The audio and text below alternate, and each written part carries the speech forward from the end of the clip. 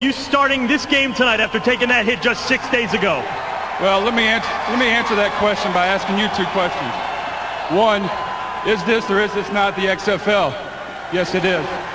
Two, do I or do I not currently have a pulse? Yes, I do. Let's play football. When you think about Purdue football over the last few years, you automatically think of their win over Ohio State and the fact that Jeff Brohm is currently the 7th highest paid head coach in college football. So far, he is 17-21 in his first 3 years at Purdue, but what if I told you that Jeff Brohm is worth that money and is not overrated? Many of you may not think Purdue is really in a position to deserve a football rise video, but when you take a look at where they were, you will realize Brohm and the Boilers deserve one. Today we will talk about how Jeff Brohm has saved Purdue football, and why I think he can turn the Boilermakers into a Big Ten West contender. We will talk about the downfall and the rise of Purdue football, and what we could expect for the future. I want to make more videos like this, so if you enjoy my content, please be sure to smash that like button, and let me know what you think down in the comment section. If you are new, this channel is all about college football, so take a quick moment to subscribe, and turn on post notifications so you never miss another upload. Due to popular request, I'll be doing videos on the rise of Penn State football and Appalachian State football next. I've been able to follow Purdue football very closely over the past few years, so I know just how much of an impact Brohm has had on the Purdue community and the program. To really understand Jeff's worth, we have to go all the way back to 2008 when Joe Tiller retired. Tiller was the best coach in program history and led them to a career-high 87 wins. After he was gone, Purdue hired Danny Hope to be his successor, and Hope had his moments, but he was not the man for the job long-term. Despite making back-to-back bowl games, Hope was fired and the Boilermakers needed a new coach. They hired former Kent State head coach Darrell Hazell to become their next man, and this would be one of the worst moments in Purdue football history. In his first year, Purdue went 1-11. In his second year, they went 3-9. And in his third year, they went 2-10. At this point, Purdue was the worst team in the Big Ten, and the stadium was basically empty every weekend. No one cared about Boiler football, and their athletic director didn't seem to care or realize the importance of having a good football program. Purdue football just sucked. It was not fun at all, and no one really cared at this point. The culture needed to be changed. The first step in changing the culture was bringing in a new athletic director. Purdue hired Mike Babinski, and he immediately made football a priority. He upgraded the facilities, installed lights on Ross-Ade Stadium, and most importantly, found himself a new football coach. Jeff Brohm was the chosen man after he went 30-10 in 3 seasons in Bowling Green, Kentucky. Babinski really wanted Brohm and was literally going to do anything to lure him in.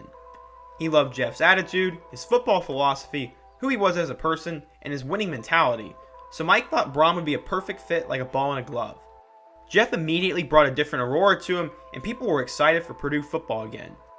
In case you didn't know, Jeff Brohm went to Trinity Catholic High School and eventually became a star for the Louisville Cardinals.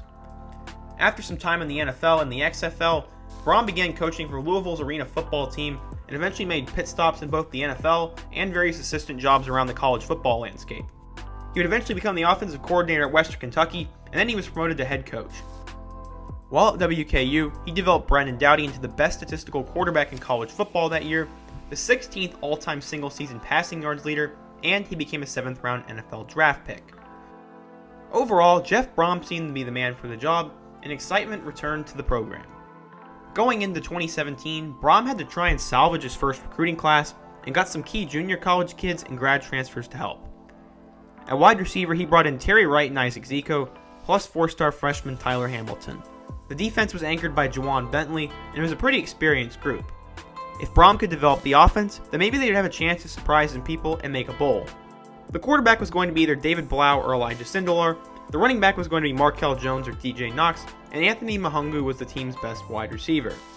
There would be no easy transition to coaching for Brohm, as he would open up against his Lamar Jackson-led alma mater Louisville for the first game.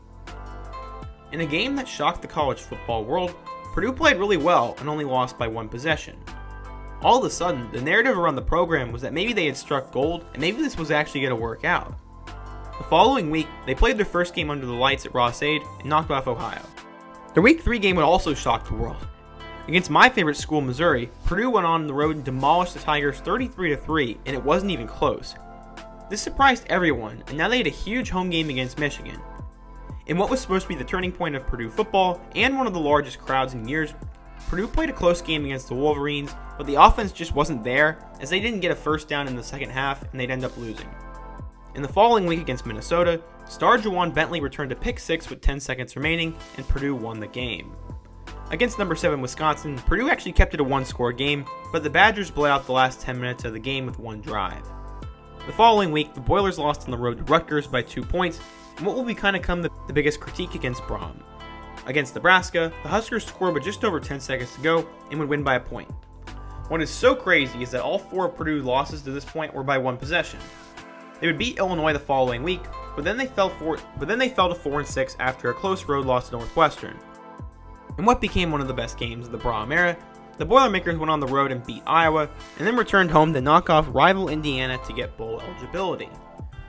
They would beat Arizona in the Foster Farms Bowl by a late touchdown, and the Boilers finished the season 7-6. Nevertheless, Jeff Brohm became one of the brightest young coaches on the college football market, and he was about to land one of the biggest recruits in school history to lead them into year 2. But Brohm landed Army All-American 4-star wide receiver Rondale Moore to complete his solid 2018 recruiting class. Going into 2018, Blau and Sindelar would once again compete for the starting job, and DJ Knox was going to be the main running back. But who was going to be the wide receiver?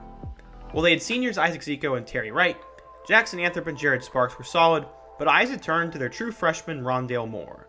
In their first game against Northwestern, Rondale broke out into a young college football star as he broke the records for yards in a game. The Boilers would throw for too many turnovers though, and had a late costly penalty, and they lost the game. Brohm has now been told he plays down the competition, and that was apparent with their year 1 loss to Rutgers. It happened again in year 2 as they lost to Eastern Michigan by way of the last-second field goal, and then the Drew Lock and the Missouri Tigers got their revenge as they beat the Boilers week 3 by way of a game-winning field goal as well. I was at both of those games, and that was very frustrating. Purdue was now 0-3 by a combined 8 points, and they needed something to change. It started as they knocked off number 23 Boston College, then they beat Scott Frost in Nebraska on the road, and finally they demolished Illinois on the road. The Boilers were 3-3, and they are now going to get to play in one of the biggest games in school history under their new lights. Number 2 Ohio State came to town, and fueled by both the night lights and the Tyler Trent story, the Boilers demolished Ohio State, and Rondale Moore had a superhuman late touchdown to seal it. I was at that game, and I don't think I'll ever attend a more special football game in my life. The Purdue hype train started to take off, and Jeff Brohm was maybe seen as the next big-time coach in college football. They went on the road and lost to Rocky Lombardi's Michigan State Spartans before they returned home to knock off number 19 Iowa by way of a game-winning field goal. In what was the worst loss of the Brohm era to this point, they got killed on the road by Minnesota in the snow, and then lost to Jonathan Taylor and the Wisconsin Badgers in triple overtime at home. They did defeat rival Indiana to get their 6th win though, and they were matched up with Auburn in the Music City Bowl. That is a game that Purdue fans wish to forget, as it was one of the worst losses in bowl game history as they got killed 63-14. Somehow, despite a ton of weird games and close losses, Jeff Brohm had willed his Boilers to a 2nd straight bowl game appearance and the biggest upset of the 2018 season. David Blau, DJ Knox, and Rondale Moore all had spectacular years, but they were going to have to rebuild in 2019, and now they were going to have to worry about losing their coach. After Bobby Petrino was fired, Louisville wanted to hire their former player Brohm to become the next head coach. But Purdue brought out the Brinks truck and paid him to stay. He became the 7th highest paid head coach in college football, and now he was going to have to prove it. Going into 2019, the Boilers were expected to compete for the Big Ten West, and Rondale Moore was a Heisman contender. They brought in 4-star recruits George Karlaftis, David Bell, Marvin Grant, and Milton Wright, and had the 25th best class in college football. Unfortunately, the team had major problems with their offensive line and the secondary, and it would show early on in the season. They were demolishing Nevada in their first game, but they completely collapsed in the second half and managed to lose by way of a 57-yard field goal. Once again, Brohm lost to the worst team on his schedule, and things were not going to get easier. Rondale Moore would go off in their win over Vanderbilt, but starting quarterback Elijah Sindelar went down with an injury. Freshman Jack Plummer would be forced to start against TCU, and Purdue got blown out. Injuries absolutely shredded the team, as their 2 best defensive players Lorenzo Neal and Marcus Bailey were injured for the season, and then against Minnesota, they lost both Rondale Moore and Elijah Sindelar for the season on the exact same play. The team's preseason expectations went out the window, and this led to the emergence of Purdue's new star David Bell. David was a homegrown 4-star recruit, and he would go on to go for 1,000 yards on the year as a true freshman. The Boilers did beat Maryland, Nebraska, and Northwestern in pretty fun games, but losses to Illinois and Indiana in the Oaken Bucket ultimately cost them another bowl appearance. They went 4-8, and to make matters worse, they were forced to play with their 4th-string quarterback after Plummer was injured and Nick Sipe retired.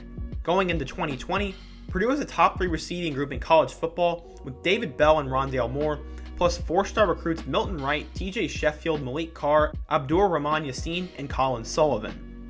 The quarterback battle will come down to Jack Plummer, Aiden O'Connell, UCLA transfer Austin Burton, and 4-star incoming freshman Michael Aliamo. The Boilers also have 4-star quarterbacks Sam Jackson and Brady Allen committed for their 2021 and 2022 classes. The Boilers are absolutely loaded with offensive weapons and gunslingers. They need to figure out their offensive line and the running backs position. They hired a new defensive coordinator and special teams coach to fix those areas, so we will have to wait and see if everything pays off. Overall, despite what his record says, Jeff Brohm is truly the savior of Purdue football and is worth his hefty contract. He brought back the hype to a dead program, has recruited extremely well, has won some really big games, and for the most part, Purdue competes every week. Rondale Moore, George Karlaftis, and David Bell all look like future first-round picks, so he could soon start getting a reputation for developing NFL players, especially wide receivers. Brohm really does need to quit losing these games to bad teams though, and figure out some of his assistant coaches.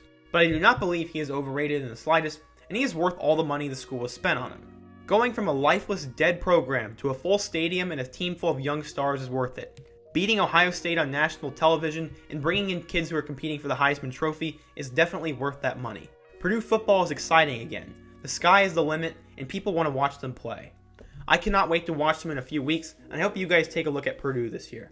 I hope you guys enjoyed today's video about the rise of Jeff Brohm and Purdue football, as I am both a huge fan of Brohm and the program in general, and he is one of the most underrated success stories in college football. If you like Brohm, Purdue football, or my content, be sure to smash that like button and let me know what you think in the comment section.